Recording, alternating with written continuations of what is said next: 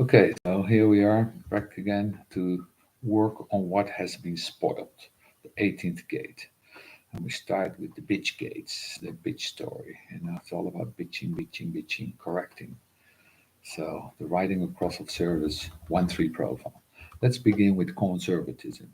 In the way in which we teach this on the mundane plane, when we talk about the 18th gate, we're talking about the Oedipal Electra gate.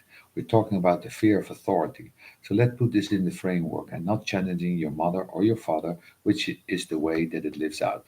But let's look at the root of why it's lived out that way. At the root of why it's lived out that way in the basic battle between the yin and the yang, and it gets transferred to the children, to the collective.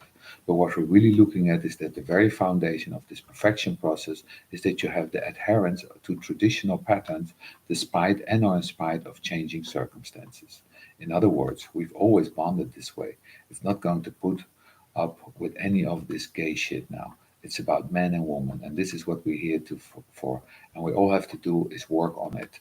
All of these lines are blue. All of the 18 has blue headings. You cannot correct from birth. After all, you need tools. You have to learn something. You have to live enough to know a pattern before you can begin to criticize it.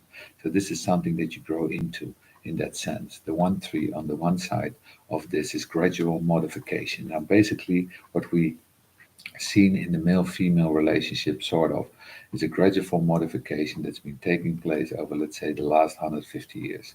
The way in which a husband and wife, at least within the Western context, the way in which husband and wife deal with each other. But you also have this Jupiter is funny, Jupiter can be very heavy. As much as Jupiter can be a blessing, there you see Jupiter at a patriarchal side, the patriarch whose rigidity guarantees deterioration, the potential to refuse to correct. So, at the very foundation of the way in which logic is going to look at how we do perfect duality is that we have a basic conservatism that starts us off, which means that we can never really get away from husband and wife, despite whatever the kind of illusion we establish. In other words, the 18th gate says this is the way it is. Now, what we have to do is not to try to destroy what it is, but perfect what it is. And one side says, okay, we start with this and we work our way through. Remember, you're dealing with the 1-3.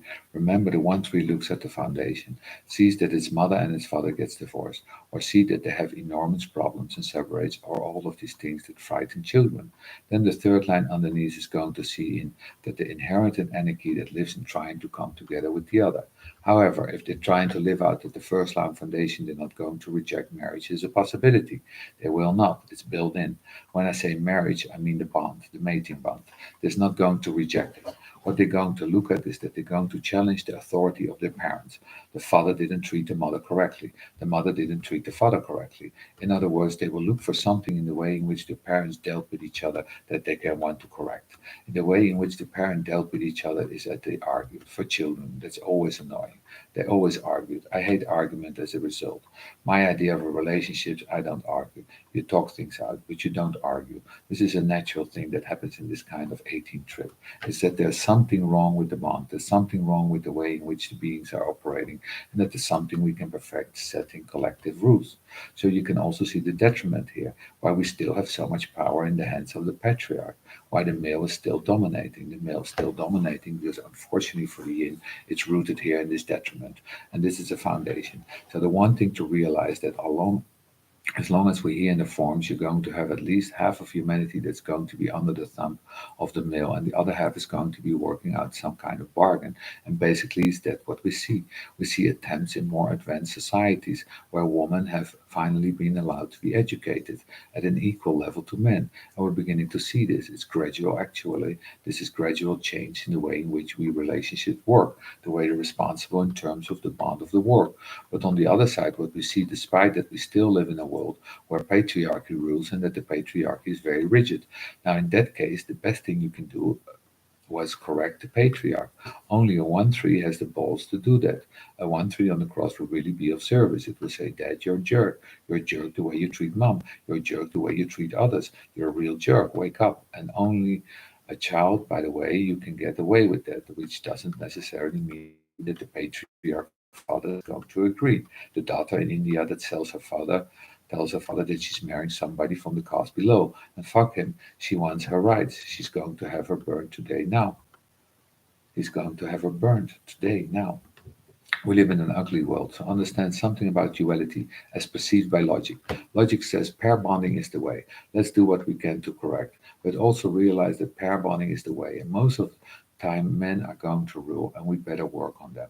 I see the job all of these years doing this work. The ratio in this room and just about right. There are always many, many more women than men. It's a much harder process to get males. It's much more difficult process to correct that male archetype.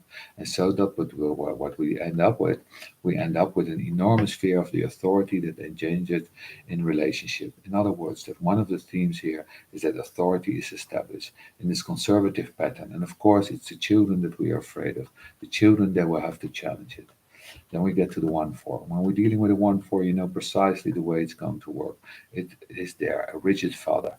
Whether you're the daughter or the son, you're only going to accept the relationships where there is a rigid father. You accept it, even though that father might be quite obvious. You're still going to accept it.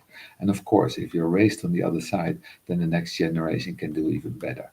I look at myself as a yang male, and that I do in terms of my relationships to terms of what's traditional female roles. I do many, many things that even 20 years ago men just simply didn't do.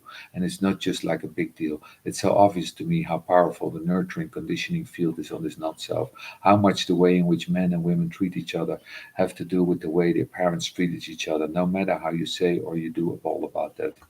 The not self is deeply conditioned by that, deeply.